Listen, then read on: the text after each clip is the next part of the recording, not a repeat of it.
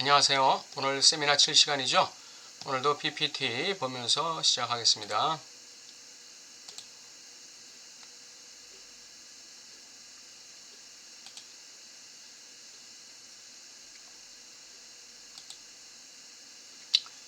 네, 오늘은 사물투 다스팅 석화고통에 대해서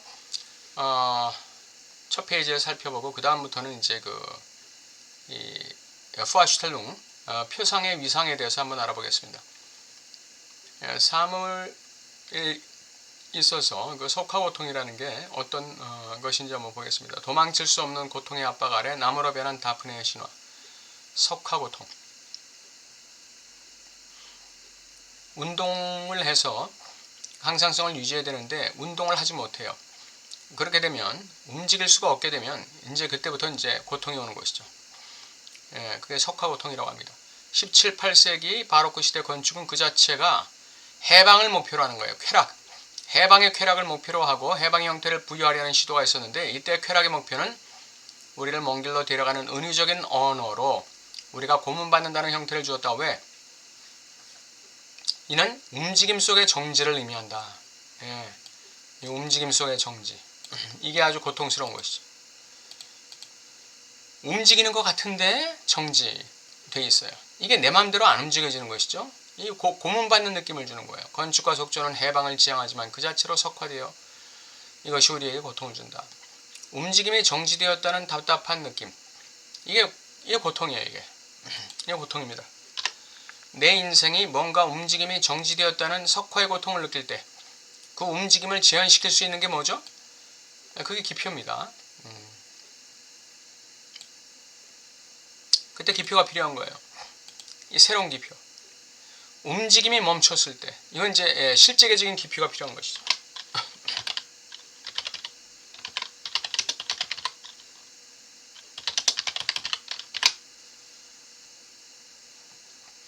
움직임이 멈췄다는 것은 내 삶이 실제계의 지배를 받고 있다는 뜻이에요. 실제계의 지배를 받고 있다. 그 실제계의 지배를 받을 때 내 움직임을 제한시킬 수 있는 것은 바로 실제계적 기표가 필요합니다. 실제계는 실제계로 다스리는 것이죠. 사드적 쾌락, 18세기의 건축 양식이 지향하는 쾌락은 에로티심적 쾌락이다. 이는 거세되지 않은 쾌락이고 법이 없는 쾌락이에요. 거세되지 않은 쾌락이 법이 없는 쾌락. 이게 거세되지 않은 쾌락이에요. 거세되지 않은 쾌락이 바로 에로티심적 쾌락입니다. 에로티심적 쾌락. 이게 바로. 그러므로 궁극적으로 에로티심적 쾌락은 고통이 된다. 거세되지 않은 에로티심적 쾌락은 이거는 그 주체 쾌락이 아니에요. 이건 말초적 쾌락이죠. 말초적 쾌락. 이거는 고통이 되는 거예요. 주체적 쾌락은 거세된 쾌락이고 이게 락강이 말하는 향락입니다. 대상의 상상적 요소. 이 상상적 구성의 특성은 그것을 외관의 실체, 살아있는 미끼의 재료라고 부를 수 있는데 이것이 곧 표상이다 그랬습니다. 표상, 푸아슈텔룽.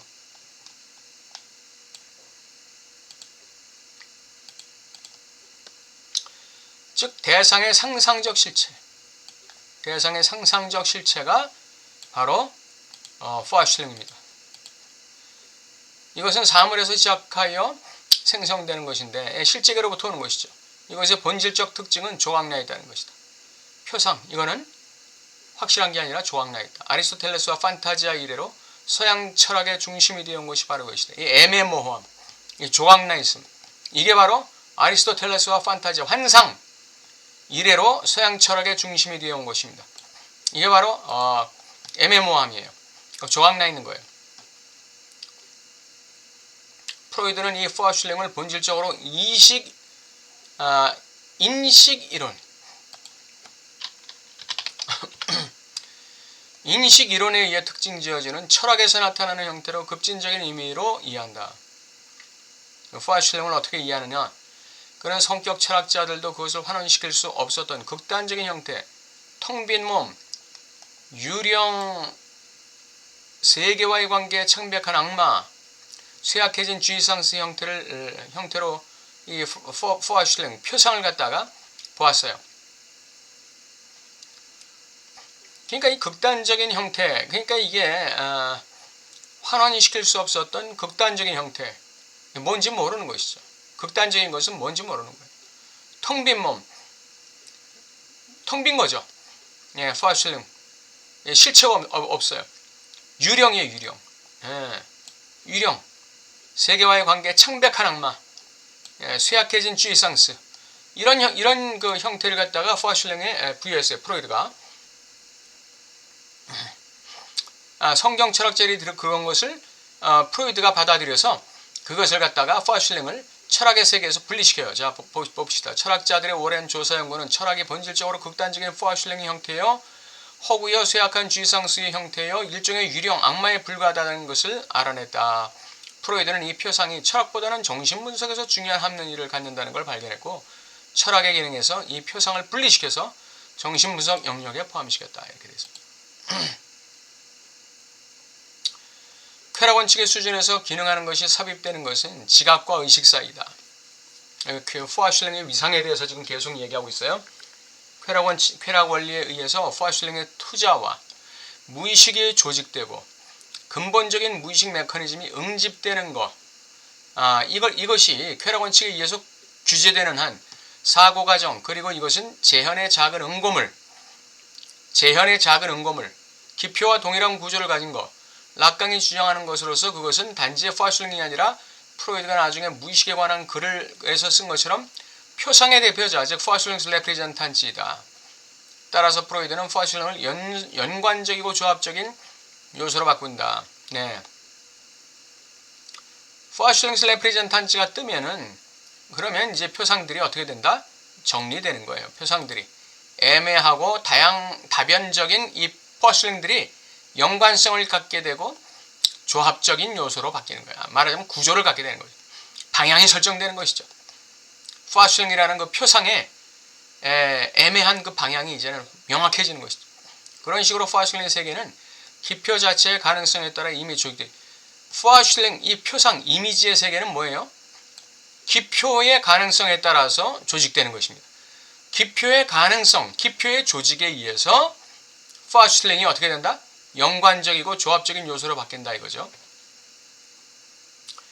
이 파슐링스 레프레젠탄치가 파슐링의 투자와 무의식이 조직되는 구조, 근본적 무의식 메커니즘이 응집되는 구조를 규제하는 쾌락 원리의 하나의 방향을 설정하고 하나의 그 목표를 설정하게 되어서 이러한 일들을 다 이루는 거예요.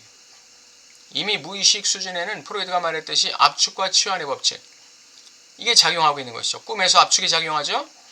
네, 기표가 치환되죠. 언어가 치환되죠. 락강이 말하는 은유와 환유의 법칙. 환유는 의미작용의 연쇄죠. 은유는 의미작용의 연쇄가 단절되는 것이에요. 거기서 바로 뭐가 일어납니까? 통찰과 깨달음이 오는 것이 이게 은유예요. 표상은 하나가 아니라 다양하므로 다스팅의 현실적 그림자들도 다양할 수밖에 없다. 이것이 파슐링스 레프레젠탄치를 만나면 어떻게 된다? 예, 연관 지어지고 조합이 되어버리는 거예요. 하나의 구조가, 하나의 그 표상의 구조가 잡히는 것이죠. 표상의 연관성이 드러나는 거예요. 락강은 프로이드가 지각과 의식 사이에서 발생하는 이러한 사고 과정이 담론의 매개를 통해 전달되지 않는다면 의식에 아무 의미가 없을 것이라고 말하고 있다. 자, 보세요. 이 지각과 의식 사이에서 발생하는 이러한 사고 과정, 이 사고 과정이 담론의 매개를 통해 전달돼야 돼요. 사고 과정은 담론의 매개를 통해 전달돼야 돼요. 지각과 의식 사이에 사고 과정이 진행되는데 이것은 담론의 과정을 요구하는 것이죠. 그래야 이 베우스 디자인, 의식에 의미가 있다고 말하고 있습니다.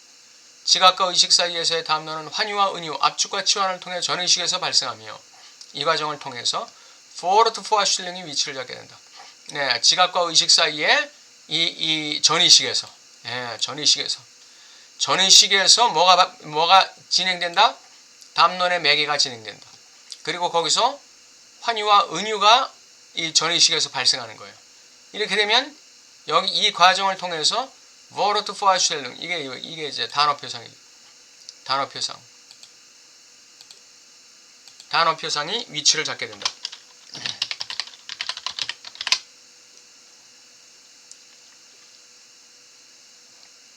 그 전에는 그 Sachvorstellung 사물 표상이었죠. 그건 아주 그 질이 멸렬한 표상이에요. 단어 표상이 딱 되면 이거는 방향과 맥락이 잡히게 되는 것입니다. 이 단어 표상이 뜰 때 비로소 뭐가 진행되느냐, 이 담론의 과정이 시작되게 되는 것입니다. Wortvorstellung이 확립되는 순간부터 진정한 의미의 담론이 시작된다. 굉장히 중요한 얘기입니다. 뭔가 그 근거가 있어야 돼요. 이 진정한 의미의 담론이 시작되려면 근거가 있어야 되는데 그 근거가 바로 Wortvorstellung입니다. 진정한 담론이란 우리의 의지와 지성을 별개의 기능으로 말하는 그 순간부터 시작된다. 예, 왜? 무의식이 작동하기 시작되기 때문에. 예. Wortvorstellung 단어 표상은 사고 과정에 대한 담론 속에서 이것저것을 참조하면서 우리 자신을 위해 우리의 욕망의 진행을 합리화시킨다. 욕망의 진행을 합리화시키는 거예요. 프로이드는 결국 우리가 이 담론 외에는 아무것도 모른다고 강조한다. 의식에서 나타나는 것은 지각. 이 담론의 지각이며 다른 것은 없다. 예, 의식에서 나타나는 것은 바로 이 담론의 지각이에요. 다른 것은 없어요. 다른 것은 없어요.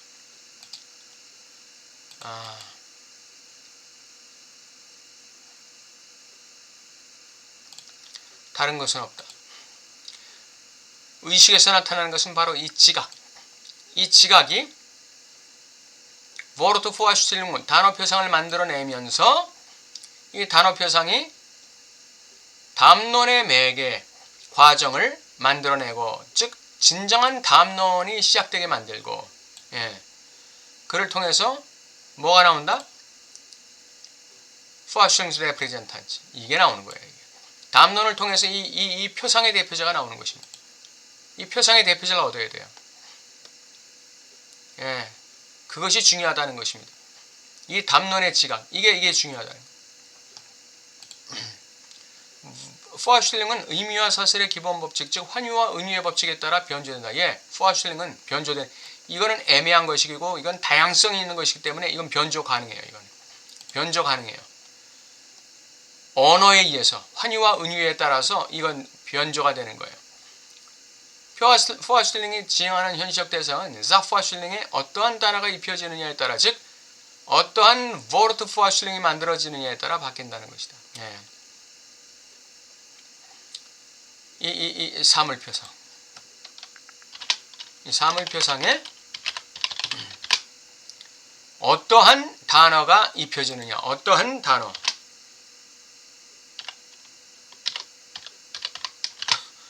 어떠한 Wort가 입혀지느냐에 따라서, 즉 Wortvorstellung이 어떠한 Wortvorstellung이 만들어지느냐에 따라서 Vorstellung은 변조된다. Vorstellung의 또 하나의 특징은 주체가 욕망, 대상, 현실의 물리적 대상으로 변조해서 추구하게 만든다는 것이다.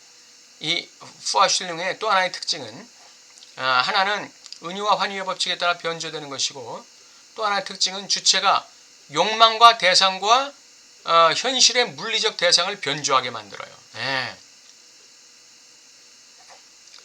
표상 자체가 변화되면서 주체가 지향해야 될 욕망과 대상과 현실의 물리적 대상을 변조시키는 것이죠. 예. 바꾸는 거예요. 이렇게 Vorstellung의 위상에 대해서 오늘 알아봤습니다. 욕망의 진행을 합리화시키는 역할을 해요.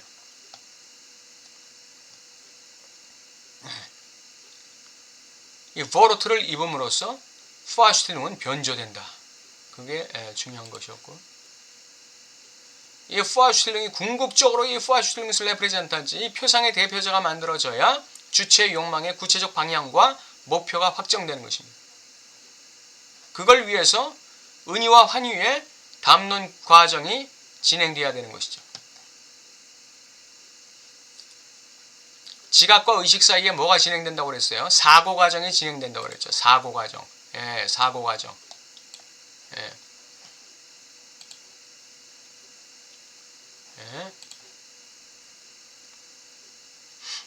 대상의 상상적 요소가 바로 표상이다. 대상의 상상적 요소, 대상의 상상적 실체. 예. 이것은 본질적으로 조각나 있는 것입니다. 조각나 있는 거예요. 애매모호하고 조각나 있고. 이 포아슐링이 원래는 그 철학 세계에서 하나의 극단적인 형태, 허구, 쇠약한 주의상세 형태, 일종의 유령, 악마에 불과하다는 것을 철학자들도 알고 있었어요. 그래서 이 철학자들은 딩한스히라든지 이디아 세계를 배제시켜 놓은 것이죠.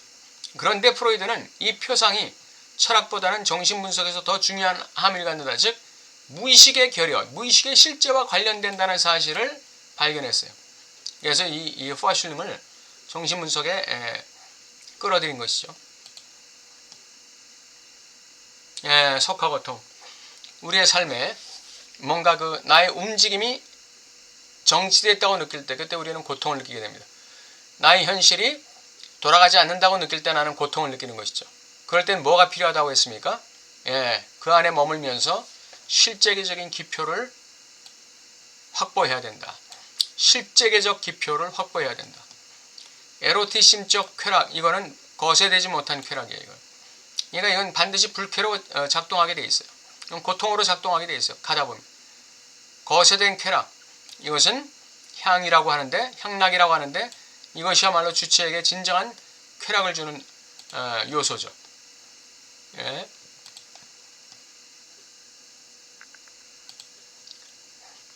오늘 사물2에서 그 석화고통과 포아슐렘이라는 것, 표상이라는 것의 지위, 위상이 어떤 것인지, 기능이 뭔지, 그 표상이 어떻게 변조될 수 있는지 그런 내용을 다뤘습니다. 다음 시간에 또 뵙기로 하겠습니다. 감사합니다.